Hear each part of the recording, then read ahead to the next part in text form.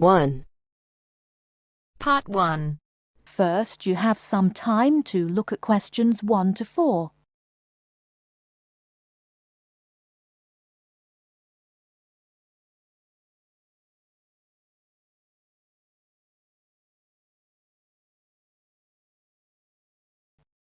Listen carefully and answer questions 1 to 4.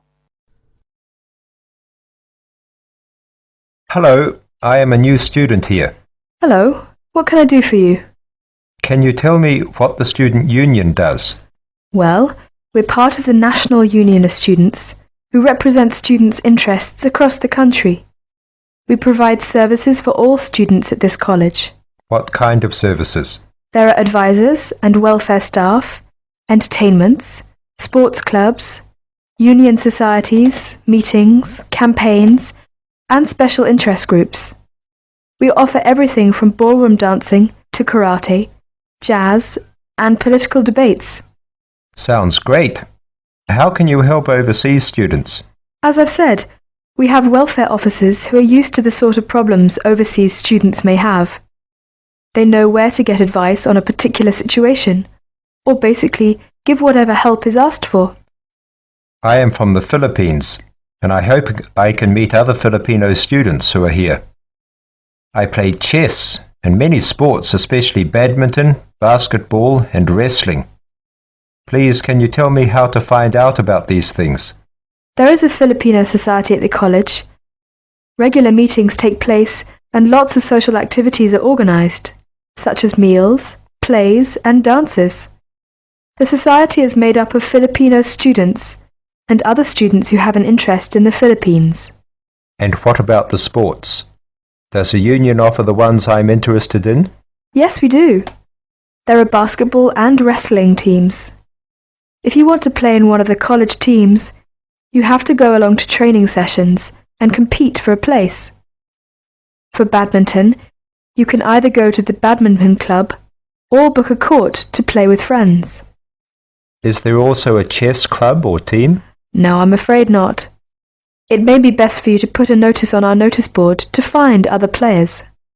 Will that cost me anything? No, it's a free service available to all students, but you have to give your notice to a union officer first, so that it's fair for everyone who wants to use the notice board. I only have a room for 1 month at the moment. I need to find a house or a flat to live in near the college. Are you able to help me with any accommodation problems? There are always rooms available in shared flats or houses on our notice board. The college has some of its own accommodation, and you can also apply for these. If you have any problems at all, you should talk to one of the student union's welfare officers, who can give specialist advice on accommodation. Thank you for your help. You're welcome. Now would you mind helping us? We're conducting a survey to learn more about the students who visit our union office, so that we can improve our services. Would you mind if I asked you a few questions? Not at all.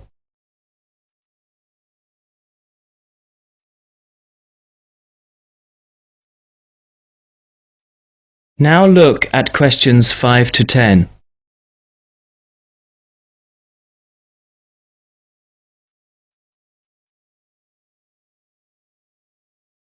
As you listen to the student's conversation with the union officer, fill in the spaces 5 to 10 on the form. First, you have some time to look at the form.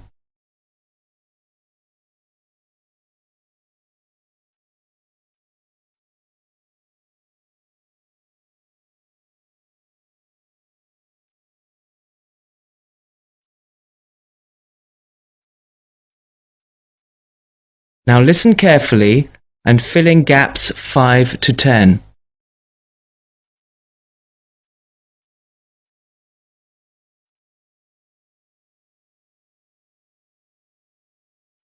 Now would you mind helping us? We're conducting a survey to learn more about the students who visit our union office, so that we can improve our services. Would you mind if I asked you a few questions? Not at all. First of all, what is your name? My name is Cesar Bautisto. How do you spell your last name? BAUTISTO. Thank you. And what are you studying? Development Economics. I see. And how long is the course for? 1 year. It's a postgraduate diploma. What would you like to do at the end of it? Have you made your mind up yet? Yes, I'd like to be a United Nations project advisor. Oh, would you? That sounds interesting. Tell me though, why have you chosen this university? It's got a good reputation in the field of economics. And you say you come from the Philippines? Yes, that's right. And which city do you come from? Manila. Oh, that's the city I've always wanted to go to. What do you do in your spare time? I go to play games. I love sports. Ah, yes, you mentioned that. Basketball, badminton, and wrestling, wasn't it? Yes, that's right. Okay, that's it. I'll add your name to our mailing list. We appreciate your help with this survey. If you have any suggestions, be sure to give us a call or drop by at any time. All right, I will. Thank you. Bye. Bye.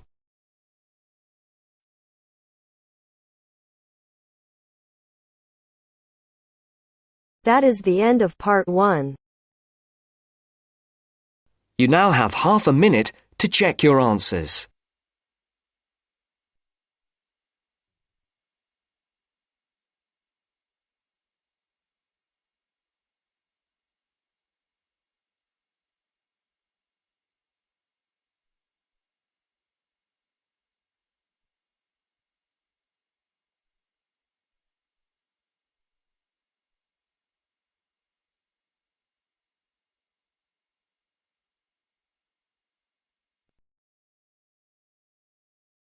Now turns to part 2. Part 2. Everyone knows that we have achieved a huge amount in terms of space exploration. First, you have some time to look at questions 11 to 16.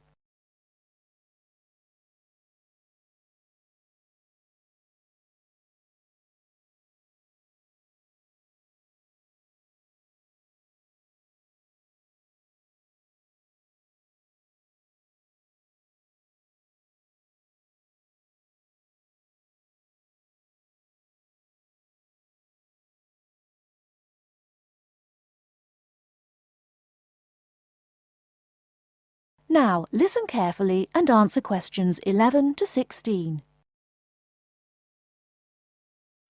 Everyone knows that we have achieved a huge amount in terms of space exploration.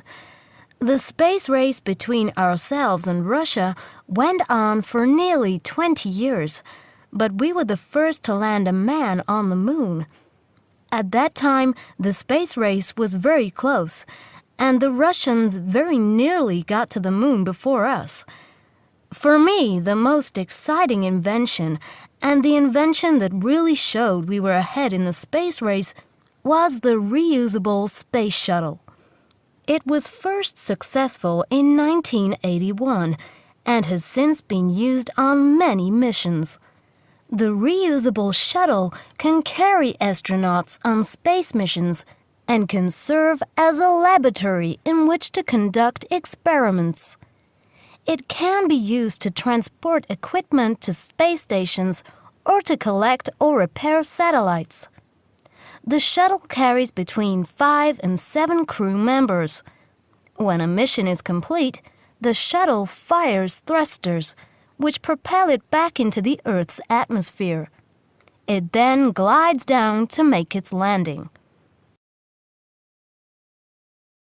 Before you hear the rest of the talk, you have some time to look at questions 17 to 20.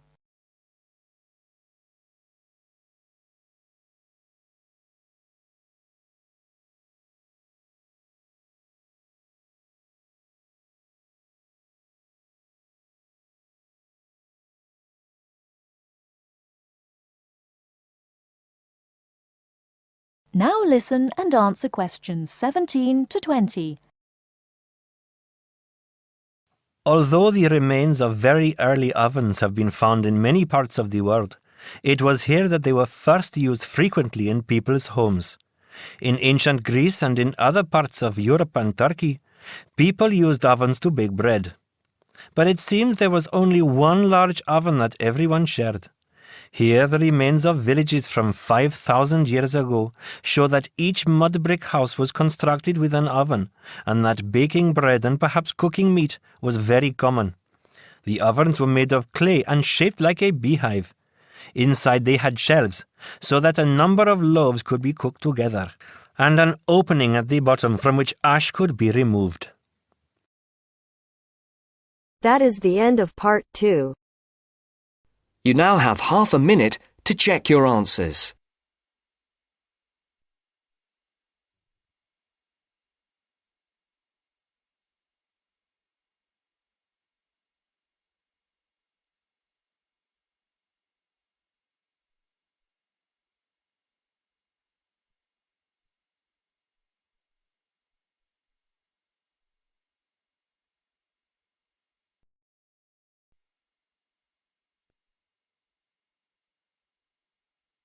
Now turns to part 3.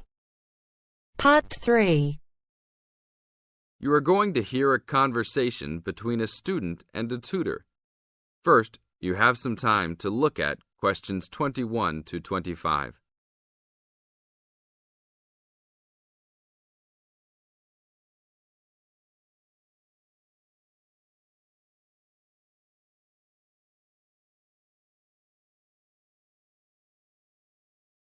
Now listen to the tape and answer questions 21 to 25. Hi, Brad. I was wondering if you have time to answer some of my questions about my upcoming test. Sure, no problem, Jeff. What is it that you're having problems on?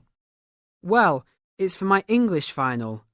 We have to prepare a 5-minute speech to present in front of the whole class, including the professor. So I'm a little bit worried. Is there any specific topic, or can you do it on whatever you want? It has to have something to do with the origins of English literature. I'm thinking of doing it on Shakespeare, but I bet many other students will have the same idea. That's fine. Don't worry if others are doing the same thing. As long as you do a good job, that's all that counts. A good professor will grade all students fairly. You really think so? I suppose Shakespeare is the most famous author, so it should be fine. Besides, Shakespeare has so many works. You only have to choose a couple of them and talk about those. I guess you're right. Do you have any advice about how to prepare a speech? First, you need to select your topic. Have you done this yet? Yes, I have lots of information on Shakespeare. Good. Next, you should do a research on a specific topic. Do you have a deadline for which to turn in your speech topic?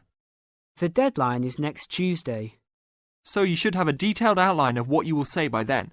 Do not just turn in a piece of paper saying Shakespeare on it. That will not give your professor any idea as to what you will be talking about. Okay, so you think I should write out an outline of my speech? Of course! Writing your speech out in outline form is essential. No one could give a speech from scratch.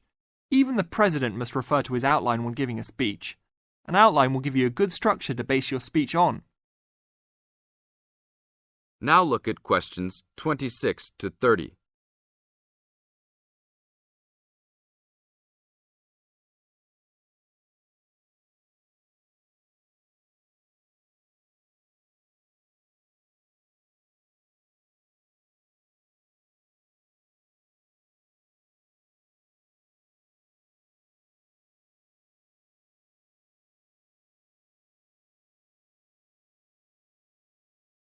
Now listen to the tape and answer questions 26 to 30.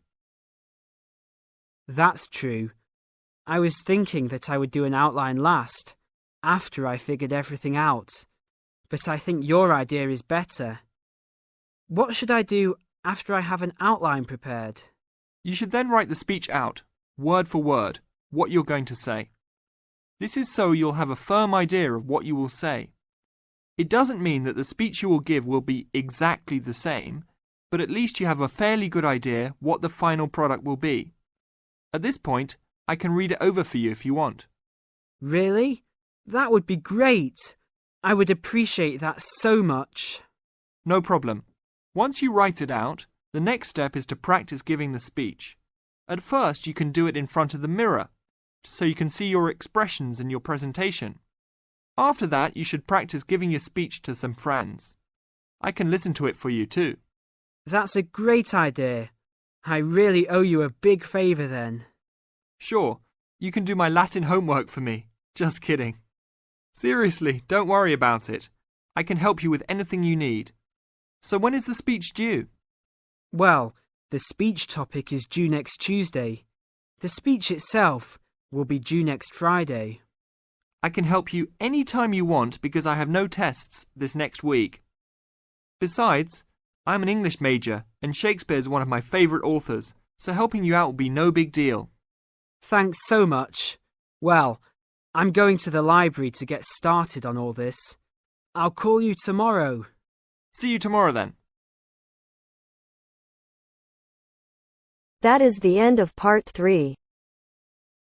You now have half a minute to check your answers.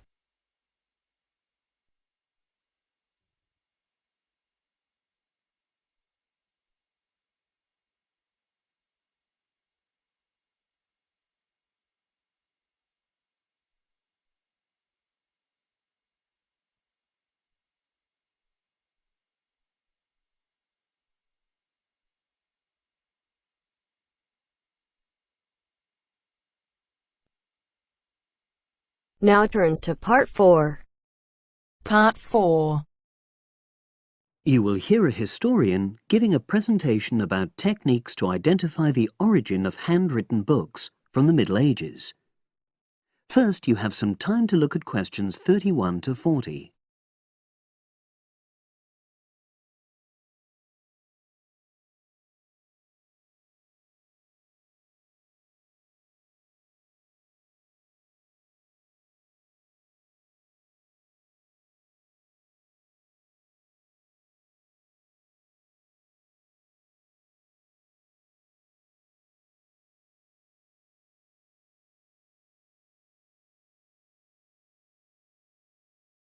Now listen and answer questions 31 to 40.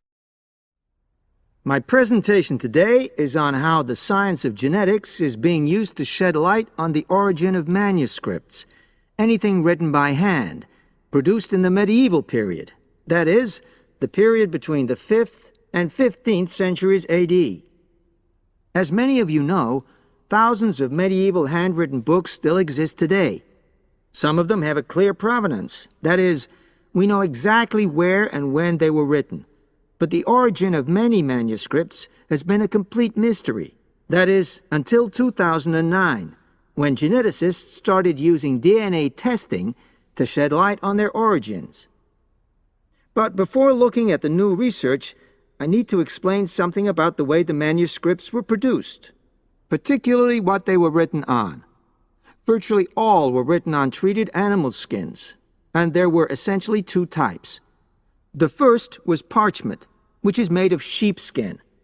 It has the quality of being very white, but also being thin. It has a naturally greasy surface, which meant it was hard to erase writing from it. This made it much sought after for court documents in medieval times. The second type is vellum, which is calfskin. This was most often used for any very high-status documents because it provided the best writing surface, so scribes could achieve lettering of high quality. So, once the animal hides had been chosen, they had to be prepared. Where the right materials were on hand, the skins were put into large barrels or vats of lime, where they were agitated or stirred frequently. But if lime wasn't available, then the hides were buried. Both these techniques were designed to cause the hair to slough off and the skins to become gelatinous and therefore more flexible. The next stage was to put the hides on stretcher frames and pull them very tight. While on the frame, they were scraped with a moon-shaped knife in order to create a uniform thickness. For parchment, that was the end of the process. But for vellum, there was an additional stage, where it was bleached in order to achieve the desired color.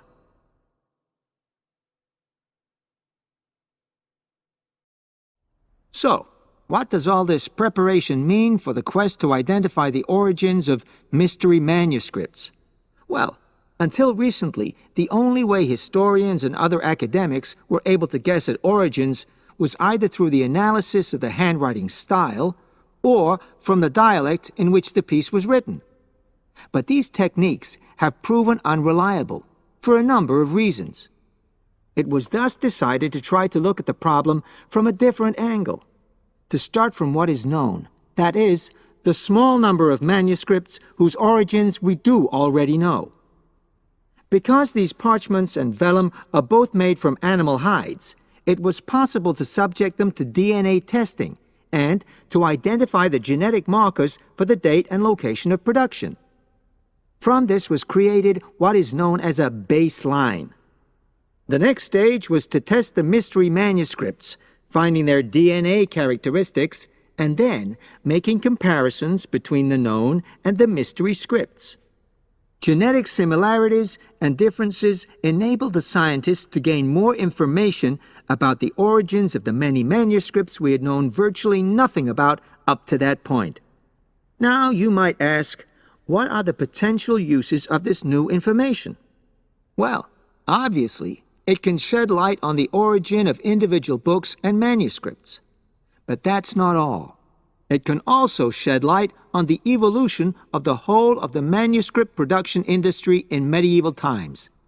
And because that was such a thriving business, involving very large-scale movements right across the globe, the new data in turn help historians establish which trade routes were in operation during the whole millennium. Now, if anyone has any questions... That is the end of part 4.